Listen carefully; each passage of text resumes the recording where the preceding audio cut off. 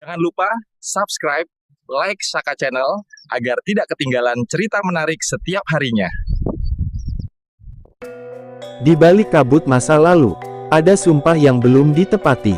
Sumpah dari sosok gaib penjaga tanah Jawa, yang berjanji akan kembali setelah 5 abad, untuk menagih janji leluhur. Dialah, Sabdo Palonoyo Genggong, abdi setia Majapahit, yang bersumpah di hadapan Prabu Brawijaya, bahwa ketika manusia melupakan jati dirinya, dan bumi mulai bergejolak, maka ia akan bangkit, untuk menegur anak cucu tanah Jawa.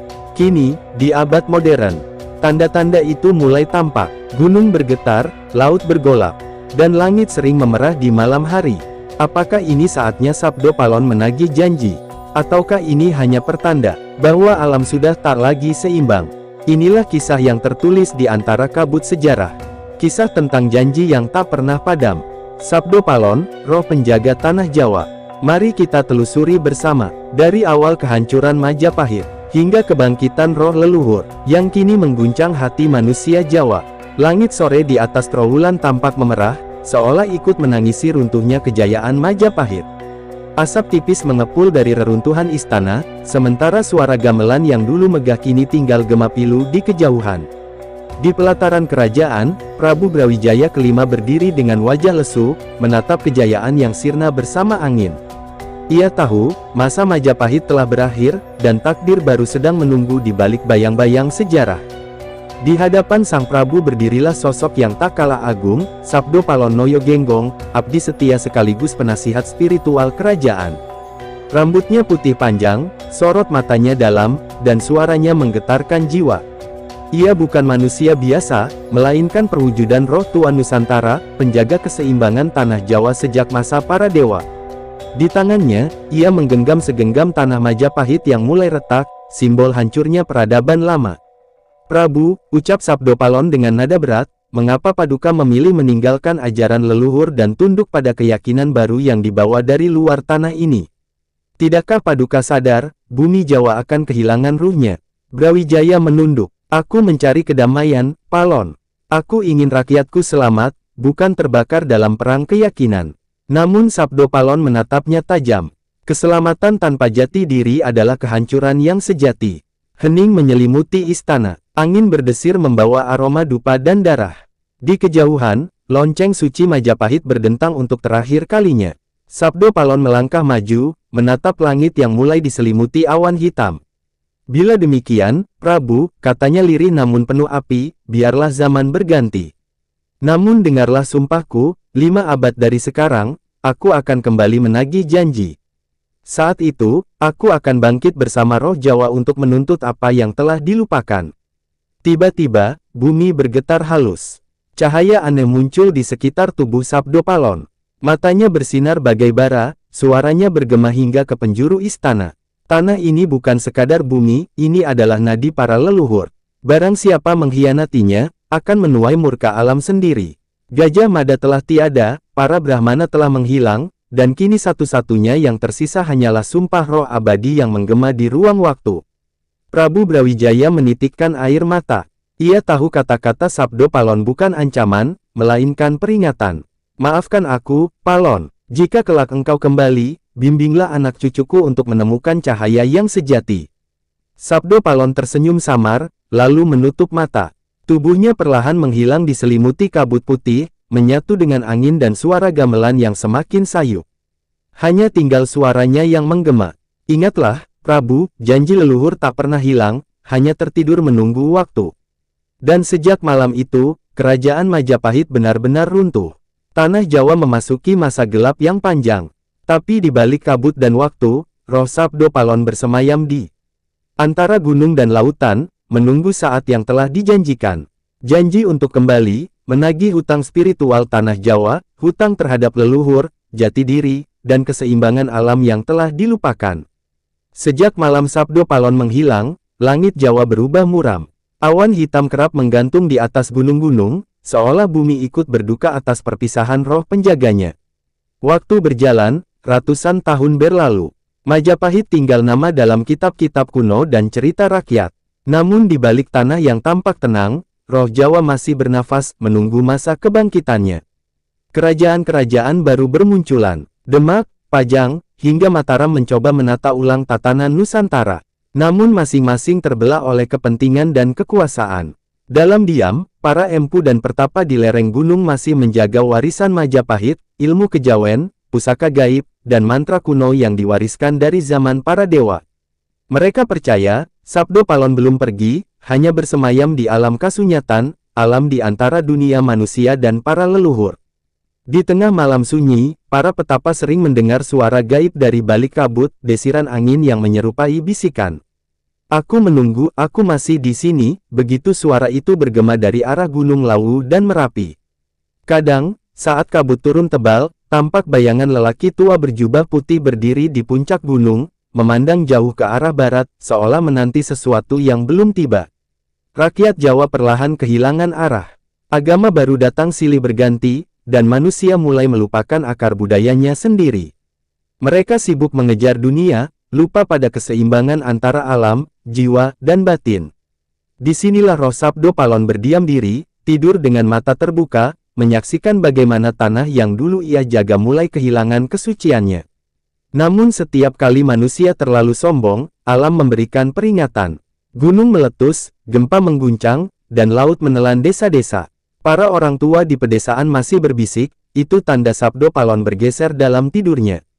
Ia tidak marah, tapi alam yang dijaganya mulai bereaksi terhadap ketidakseimbangan dunia manusia. Seperti naga yang bergerak dalam mimpinya, bumi bergetar oleh amarah roh leluhur. Pada suatu malam di abad ke-18, seorang pertapa dari Gunung Lawu mendapat wangsit. Dalam mimpinya ia melihat Sabdo Palon berdiri di tengah cahaya api. Sosok itu berkata, "Jangan bangunkan aku sebelum waktuku tiba. Bila roh Jawa belum siap, kebangkitanku hanya membawa bencana." Sejak saat itu, para spiritualis Jawa berpesan dari generasi ke generasi, Sabdo Palon bukan mitos, tapi penjaga janji yang tertidur menunggu waktu. Dan kini, setelah berabad-abad lamanya, manusia modern mulai kembali merusak tanah dan laut. Alam yang dulu tenang kini bergolak. Gunung-gunung aktif bersamaan, sungai meluap, dan langit sering merah di malam hari. Para leluhur berbisik di alam halus, waktunya hampir tiba, sebab di antara lapisan kabut Lawu dan Merapi, roh Sabdo Palon mulai menggeliat dari tidurnya. Waktu telah berputar jauh sejak Majapahit runtuh. Dunia telah berubah, kota-kota menjulang tinggi, manusia sibuk dengan teknologi dan kemewahan, tapi di balik semua itu, tanah Jawa mulai resah. Bumi yang dulu tenang kini bergetar tanpa sebab, gunung-gunung berasap tanpa peringatan, dan langit sering memerah menjelang malam. Orang-orang desa mulai berbisik, tanda-tanda itu telah datang, Sabdo Palon mulai bangun dari tidurnya. Para spiritualis dan pewaris ilmu kuno kejawen merasakan getaran aneh di malam-malam tertentu. Saat mereka bertapa, suara gaib terdengar dari alam halus, berat, dalam, dan penuh wibawa. "Aku kembali bukan untuk marah, tapi untuk menegur," begitu suara itu menggema. Banyak yang percaya, Sabdo Palon telah mulai menagih janji, sebagaimana sumpahnya 5 abad silam kepada Prabu Brawijaya. Fenomena-fenomena aneh terjadi di seluruh penjuru Nusantara. Di Gunung Lawu, pendaki mengaku mendengar suara gamelan di tengah hening malam. Di Merapi, muncul cahaya biru di puncak kawah tanpa asal. Sementara di pantai selatan, nelayan melihat ombak bergulung seperti naga putih yang muncul lalu menghilang di balik kabut. Semua tanda itu diyakini sebagai pertanda alam leluhur mulai terbuka kembali.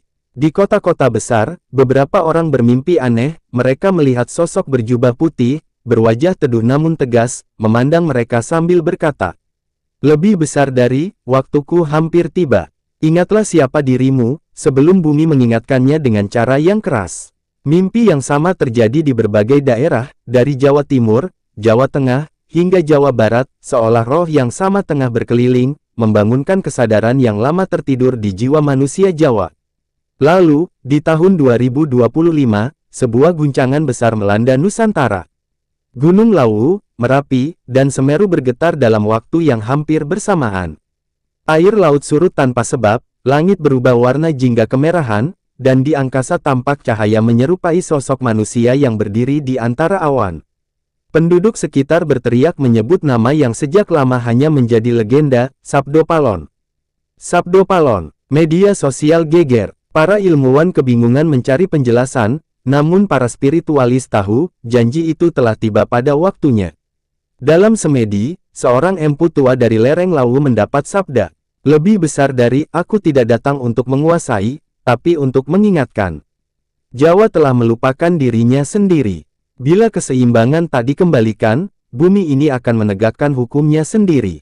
Sabda itu tersebar dari mulut ke mulut, membawa getar yang sulit dijelaskan, antara takut dan harapan. Sejak malam itu, banyak yang mulai bertobat dan kembali memuliakan alam, leluhur, dan tradisi lama yang hampir punah. Tapi sebagian manusia tetap menertawakan tanda-tanda itu, menyebutnya mitos kuno. Mereka tak sadar, bahwa sumpah Sabdo Palon sudah tak bisa ditunda lagi. Di alam halus, roh penjaga Nusantara telah bangkit sepenuhnya, menatap manusia dengan mata yang menyala, bersiap menagih janji yang telah diingkari. Malam itu, bulan purnama menggantung di langit Jawa dengan warna kemerahan seperti darah. Angin bertiup kencang dari arah selatan, membawa suara samar yang terdengar di antara pepohonan, suara gamelan, campur dengan gumaman mantra kuno. Di lereng Gunung Lawu, kabut menebal, dan dari baliknya muncul sosok berjubah putih dengan mata bercahaya. Sabdo Palon telah bangkit dari tidurnya. Setelah 5 abad lamanya, janji itu akhirnya tiba di masa manusia modern yang lupa pada akar dirinya. Roh agung itu melangkah perlahan. Setiap pijakannya menimbulkan getaran halus di bumi, membuat dedaunan bergetar dan udara berbau dupa. Dari kejauhan, para pertapa yang masih menjaga kesucian ilmu leluhur bersujud dalam diam. Mereka tahu, inilah saat yang dijanjikan, saat roh penjaga Nusantara menagih janji kepada keturunan Prabu Brawijaya, manusia Jawa yang telah melupakan jati dirinya. Suara Sabdo Palon menggema di antara lembah dan gunung, berat namun penuh welas asih. Lebih besar dari, wahai anak cucu tanah ini, engkau hidup di dunia yang gemerlap namun kosong. Engkau mengejar dunia, tapi kehilangan jiwa. Aku datang bukan membawa murka, melainkan peringatan. Alam telah memberimu tanda, namun engkau masih tuli terhadap jeritan tanah dan laut. Suara itu mengguncang hati siapapun yang mendengarnya, suara yang menembus dimensi dan waktu, membawa rasa takut dan haru sekaligus. Di tengah hening malam, langit berubah menjadi ungu kebiruan. Kilat menyambar tanpa hujan, petir menari di antara puncak gunung.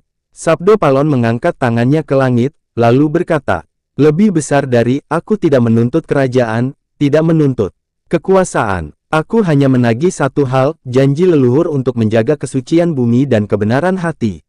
Bila manusia mengkhianati keseimbangan, maka alam akan menegakkan keadilannya sendiri." Bumi bergetar seolah menyetujui sabda itu. Sungai-sungai bergemuruh, dan dari laut selatan, angin dingin berhembus menembus hingga ke jantung Pulau Jawa. Beberapa manusia melihat wujudnya dalam mimpi, ada pula yang hanya merasakan getaran halus di dada. Di desa-desa, ayam berkokok tengah malam, anjing menggonggong ke arah langit, dan para orang tua menangis tanpa sebab. Mereka tahu, roh leluhur telah benar-benar kembali. Bukan untuk menghancurkan, tetapi untuk menegur manusia yang sombong terhadap alam dan lupa akan asal-usulnya. Sabdo Palon lalu menatap jauh ke barat, ke arah laut dan kota-kota besar yang berkilau cahaya. Di sana tempat manusia mengukur segalanya dengan uang dan kuasa, gumamnya lirih.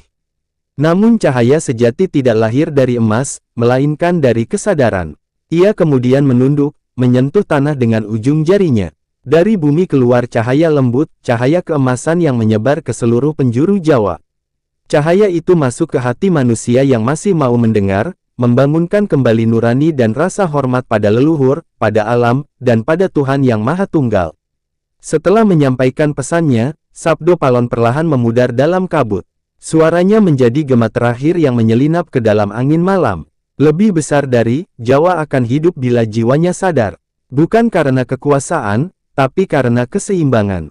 Dan sejak malam itu, banyak yang percaya, roh penjaga tanah Jawa masih berkeliling, menjaga setiap jengkal bumi, menunggu manusia benar-benar menepati janji leluhurnya. Sebab janji Sabdo Palon bukan sekadar dongeng, melainkan panggilan abadi untuk membangkitkan jati diri Nusantara. Dan begitulah kisah tentang Sabdo Palon, roh penjaga tanah Jawa yang tak pernah mati, menunggu manusia kembali menemukan jati dirinya. Sebab kebangkitan sejati bukan datang dari pedang, melainkan dari kesadaran bahwa kita adalah bagian dari bumi yang kita pijak. Sahabat Nusantara, jika kisah ini menggugah hatimu, jangan lupa untuk menyebarkan kembali pesan leluhur ini. Tekan tombol like, tulis pendapatmu di kolom komentar, dan subscribe channel ini agar kita bisa terus menelusuri jejak ramalan, sejarah, dan misteri Nusantara yang terlupakan. Ingatlah, Sabdo Palon bukan sekadar legenda. Ia adalah cermin bagi jiwa kita semua. Karena selama manusia masih ingat pada asalnya, maka tanah Jawa dan Nusantara akan tetap hidup selamanya.